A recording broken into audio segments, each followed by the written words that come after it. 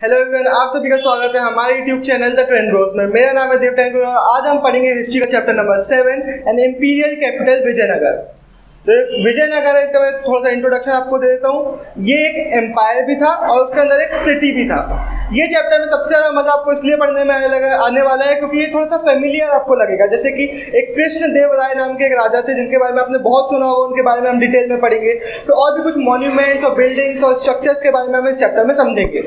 तो सबसे पहले ये जो एम्पायर था ये लाया करता था ऊपर कृष्णा रिवर से लेकर साउथ में पेनिनसुला के बीच में। ये जो एम्पायर था 1565 के धीरे धीरे खत्म होने लगा और 17th और 18th सेंचुरी के बीच में कंप्लीटली रूइंस में कन्वर्ट हो चुका था। लेकिन कृष्णा और तुंगाभद्रा रिवर के बीच में जो दो मतलब कि जो लैंड वहाँ पे बीच में पड़ता है, वहाँ पे जो लोग रहते थे उनकी मेमोरी में ये अभी भी बचा था। ये लोग इस एम्पायर को हम्पी नाम से जानते थे क्योंकि इस एम्पायर की जो मदर गॉडेस थी उनका नाम था पंपा देवी। तो उनके नाम से इस एम्पायर का नाम पड़ा हम्पी। इसी एम्पायर के बारे में हम इस चैप्टर में पढ़ेंगे कि कैसे यहाँ की रूलिंग होती थी, कैसे यहाँ का स्ट्रक्चर है, बहुत कुछ। इससे हमारा सबसे पहला टॉपिक आता है द डिस्कवरी ऑफ हम्पी। 1800 में इस हम्पी जगह को डिस्कवर किया गया था और सबसे पहले इसको डिस्कवर किया कॉलिन मैकेंजी ने। ये जो कॉलिन मैकेंजी थे ये ईस्ट इंडिया कंपनी के एक ऑफिशियल थे और इन्होंने धीरे धीरे इस जगह पे हम्पी की जगह पे डिस्कवरीज करना चालू करी। मेनली इनकी जो डिस्कवरीज थी वो विरूपाक्षा टेम्पल के जो प्रीस्ट थे उनके मेमोरियल्स को ये पढ़ते थे और पंपा देवी की श्राइन में भी जो इनको डिस्कवरी करने के लिए चीज़ें मिलती थी उसको ये पढ़ते थे, स्टडी करते थे और धीरे धीरे स्टडी करते थे। इसके बाद 1856 में बहुत सारे फोटोग्राफर्स ने इस साइट के बारे में फ़ोटो खींचना चालू करी, स्टडी करना चालू करी और इन फोटोज़ की मदद से बाकी भी जो हिस्टोरियंस थे वो धीरे धीरे इनको स्टडी करने लगे और धीरे धीरे अब इस टाइम पीरियड पे 1800 से 1850 के बीच में बहुत सारे हिस्टोरियंस थे जो इस जगह को स्टडी कर रहे थे। इसके बाद 1836 से ही एपिग्राफिस्ट बहुत ज़्यादा मतलब थोड़ा पहले से ही बहुत ज़्यादा इंटरेस्टेड हो गए थे इस एरिया पे और बहुत सारे टेक्स्ट जैसे कि संस्कृत के टेक्स्ट, तमिल और तेलुगु के टेक्स्ट और मेनली ईस्ट इंडिया कंपनी के जो ऑफिशियल्स थे और जो फॉरेन से हिस्टोरियंस थे अब वो इस जगह को स्टडी कर रहे थे। अब आगे बढ़ने के पहले थोड़ा सा कॉलिन मैकेंजी के बारे में और पढ़ लेते हैं जिसकी डिस्क्रिप्शन दी हुई है एक छोटे से हमारे बॉक्स में। तो जो कॉलिन मैकेंजी थे जिन्होंने इस हम्पी को डिस्कवर किया था सबसे पहले ये 1754 में बॉर्न हुए थे। इसके बाद 1851 में इनको सर्वेयर जनरल ऑफ इंडिया बनाया गया था और उसके बाद इनकी डेथ तक ये सर्वेयर जनरल रहे। 1821 में इनकी डेथ हो गई। ये जो थे इंजीनियर थे, कार्टोग्राफर थे और एक सर्वेयर थे और इन्होंने बहुत सारी कोशिशें करी इंडिया को थोड़ा सा हिस्ट्री जानने की। तो मेन अगर हमारे मन में क्वेश्चन आएगा ये जो फॉरेनर्स थे इतना इंटरेस्टेड क्यों थे, स्पेशली ब्रिटिश इतना इंटरेस्टेड क्यों थे इंडिया की हिस्ट्री में।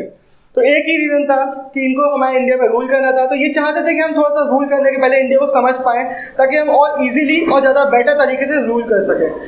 बेटर तरीके से रूल करना मतलब बेसिकली बेटर तरीके से एक्सप्लॉइट कर पाएँ और खतरनाक रूल्स लेके आ सकें। तो ये थी थोड़ी सी इन्फॉर्मेशन कॉलिन मैकेंजी के बारे में। अब हम बढ़ेंगे हमारे अगले टॉपिक के ऊपर। जो हमारा सेकंड टॉपिक है वो है रायाज, नायकास एंड सुल्तान्स। इसमें हम बात करेंगे कुछ रूलर्स की और कैसे यहाँ का डेवलपमेंट हुआ। तो सबसे पहले ये जो एम्पायर था वो डिस्कवर किया गया था दो भाइयों ने जिनका नाम था द ट्विन ब्रोस। नहीं ट्विन ब्रोस आपको सिर्फ सब्सक्राइब करना है, लेकिन इनका जो नाम था वो था हरिहरा एंड बुक्का। इनने 1336 में इस एम्पायर को डिस्कवर किया था। एक बात मैं छोटी सी बता देना चाहता हूँ, वैसे तो आपको जनरली पता होगा लेकिन 14th सेंचुरी मैंने पहले बोला था कि 14th सेंचुरी में डिस्कवर हुआ था। 14th सेंचुरी का ही मतलब होता है 1336 14th सेंचुरी में आएगा, जैसे कि 2020 21st सेंचुरी में आता है। तो इसमें आप कभी भी कंफ्यूज नहीं होना। अब हम बढ़ते हैं आगे। जो ये इनके बाउंड्रीज थी इस एम्पायर की वो बहुत ज़्यादा चेंज होती रहती थी क्योंकि जो रूलर्स थे वो अपने बाकी रूलर्स से फाइट करते रहते थे बाउंड्रीज के लिए। कुछ जगहों पे फर्टाइल लैंड होता तो उसके लिए फाइट कर लेते थे। ऐसी वॉर्स उस समय बहुत कॉमन थी। तो यहाँ पे भी देखने को मिलता है कि नॉर्थ साइड में ओडिशा के जो गजपति रूलर्स थे उनको बुलाया जाता था गजपति रूलर्स, उनसे फाइट होती थी इनकी फर्टाइल लैंड के लिए। साथ साथ दिल्ली के जो सुल्तान्स थे उनसे फाइट होती थी। फाइट इन कंटेम्परेरीज के बीच में बहुत ज़्यादा कॉमन थी। एक और नाम जैसे कि हमने पहले भी बात की, कुछ लोग इसको हम्पी बुलाते थे, हम इसको विजयनगर एम्पायर बुलाते, लेकिन उस समय के जो कंटेम्परेरीज थे, उस समय के जो दूसरे रूलर्स थे और बाकी लोग थे वो इस एम्पायर को कर्नाटका साम्राज्यम बुलाते थे। ये नाम बहुत ज़्यादा इंपॉर्टेंट नहीं है बोर्ड पर्सपेक्टिव से, लेकिन इंटरेस्टिंग नाम है तो मैंने आपको बता दिया। एक और इंटरेस्टिंग बात की, जैसे मैंने बताया कि उड़ीसा के जो रूलर्स थे उनको गजपति बोला जाता था। इसका मतलब है गजपति यानी कि द लॉर्ड ऑफ एलिफेंट्स। ऐसे ही जो बाकी के जो रूलर्स थे, जैसे कि दिल्ली के जो सुल्तान थे वो खुद को अश्वपति बोला करते थे, लॉर्ड ऑफ हॉर्सेस। और जो यहाँ विजयनगर एम्पायर के जो रूलर्स थे वो खुद को बुलाया करते थे नरपति। इसके साथ साथ विजयनगर एम्पायर के रूलर्स खुद को रायास बुलाया करते थे, जैसे कि मैंने बताया कृष्णदेव राय। तो ये राय का मीनिंग होता था यहाँ का एम्पायर, एक किंग। इस एम्पायर के अंदर बहुत सारे ऐसे रीजन थे, बहुत सारे ऐसे स्टेट्स थे जो खुद बहुत ज़्यादा पावरफुल हो चुके थे, जैसे कि तमिलनाडु का एक स्टेट चोला, ये भी आपने नाम सुना होगा, बहुत पावरफुल एक स्टेट था ये। उसके बाद होयसाला कर्नाटका का एक बहुत पावरफुल स्टेट, ऐसे अंदर ही अंदर इस एम्पायर के बहुत पावरफुल स्टेट्स इमर्ज हो गए थे। ये जो एम्पायर था इसमें सबसे इंटरेस्टिंग एक बात है कि इनके जो प्री एग्जिस्टिंग ट्रेडिशंस थे उसको एक बहुत ऊंची हाइट तक लेके चले गए थे, जैसे कि कृष्णदेव राय के बहुत ज़्यादा प्रॉस्पेरस किया और बहुत न्यू हाइट्स तक लेके गए यहाँ के जो ट्रेडिशंस थे। और टेम्पल बिल्डिंग यहाँ पे बहुत इंटरेस्टिंग थी। थंजावुर एक बहुत ही प्रॉस्पेरस टेम्पल बनाया गया, उसके साथ बृहदेश्वरा और ऐसे बहुत सारे टेम्पल्स इन्होंने बनाए। बहुत अच्छे अच्छे बिल्डिंग्स और फोर्ट्स और फोर्टिफिकेशन इन्होंने किया और बहुत न्यू हाइट्स तक ट्रेडिशन को लेके चले गए। जैसे कि मैंने बताया इस रीजन्स में वॉर्स बहुत ज़्यादा कॉमन थे, लोग वॉर किया करते थे। वॉर के लिए हॉर्सेस भी बहुत इंपॉर्टेंट रोल प्ले करते थे, यानी कि कैवेलरी का बहुत इंपॉर्टेंट रोल होता था।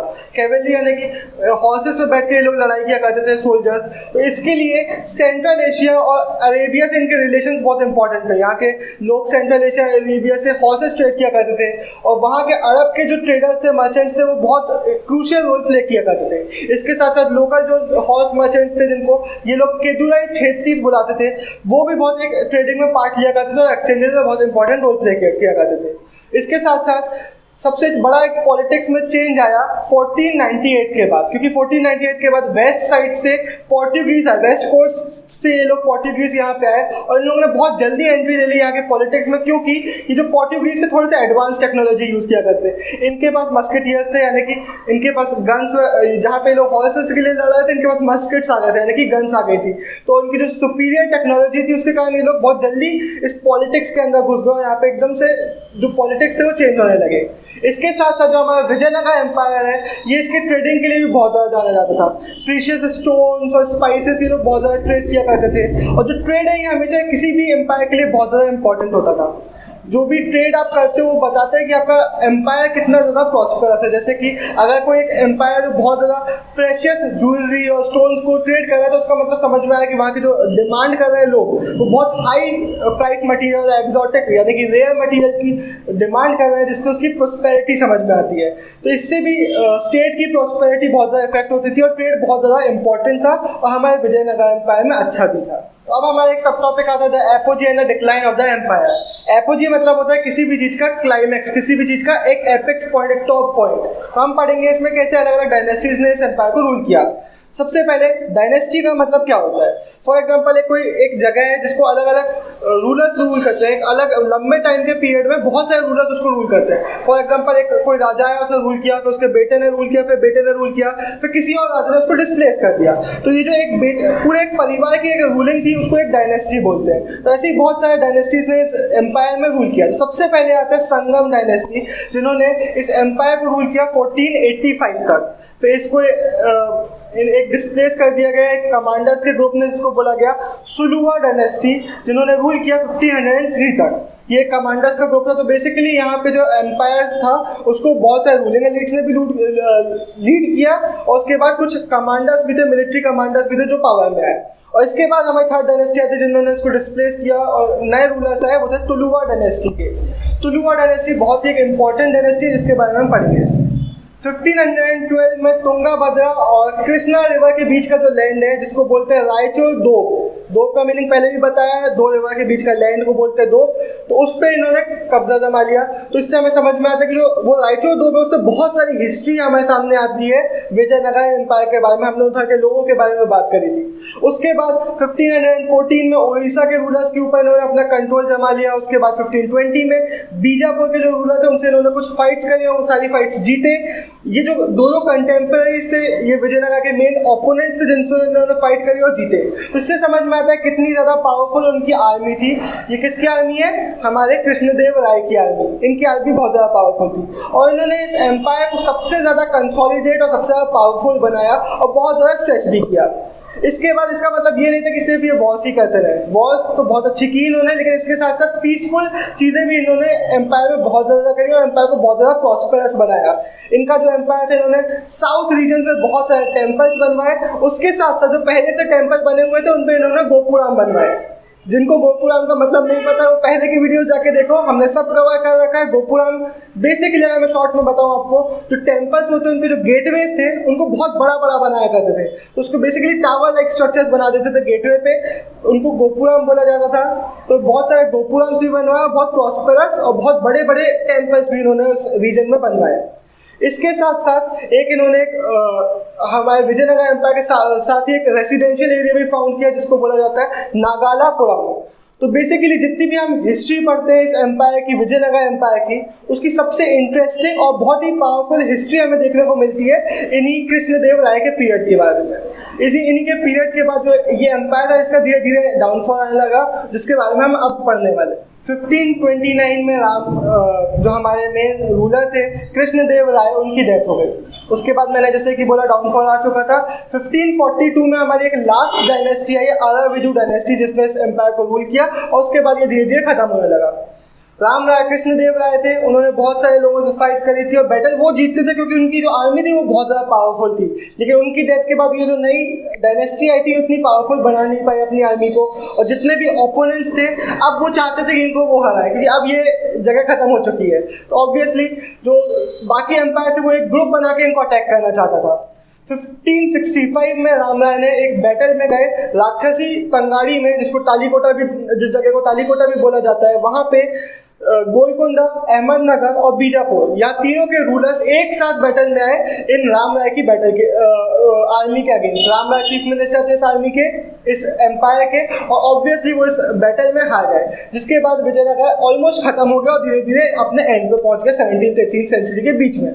अब यहाँ का जो फोकस था जो हमारा एम्पायर का वो शिफ्ट होने लगा धीरे धीरे, क्योंकि जो रूलिंग एलिट थी अराविदु डायनेस्टी वो अब ईस्ट साइड में बस रूल कर पाई थी।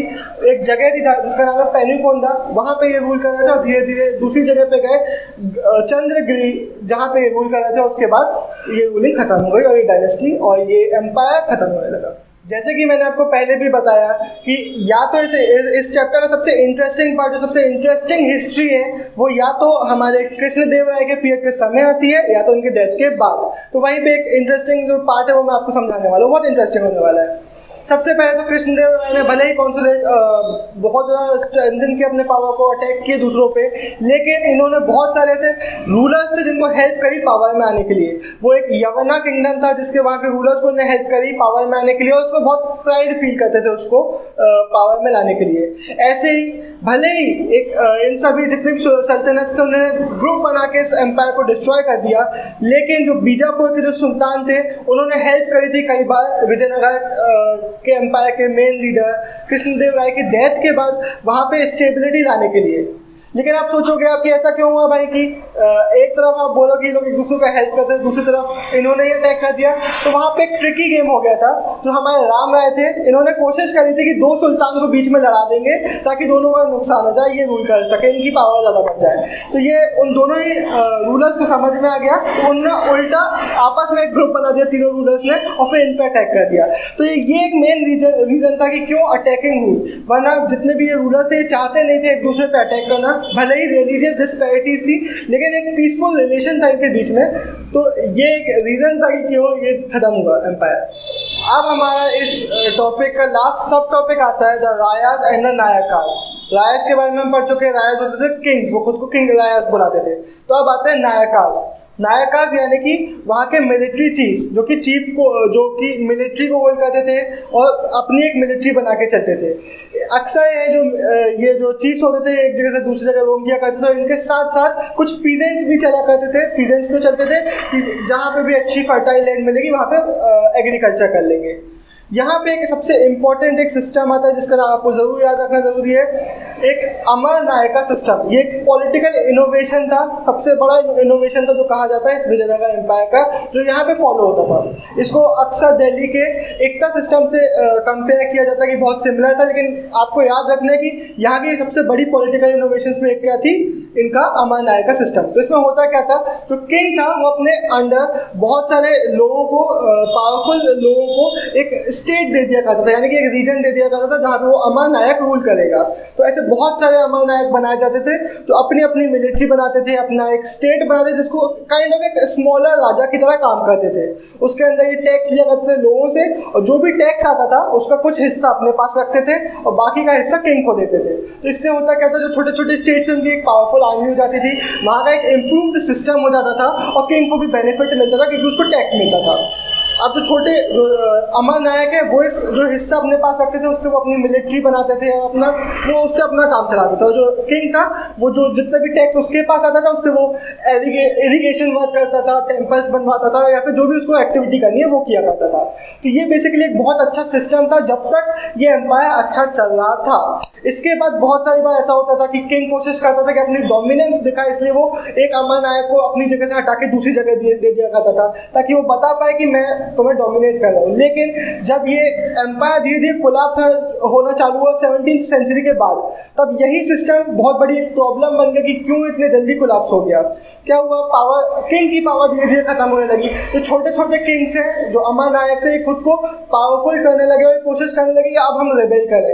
अब पहले जब ये रेबेल करने की कोशिश करते थे तो जो किंग था वो अपनी मिलिट्री पावर से इनको दबा दिया करता था, लेकिन अब ये धीरे धीरे ज़्यादा पावरफुल होने लगे। यही रीज़न था कि जो इनका कोलैप्स हुआ वो बहुत जल्दी से कोलैप्स हो गया ये एम्पायर। तो इसी के साथ ये हमारी वीडियो खत्म होती है। अब हम मिलेंगे आपसे वापस से पार्ट 2 में, तब तक के लिए बाय बाय।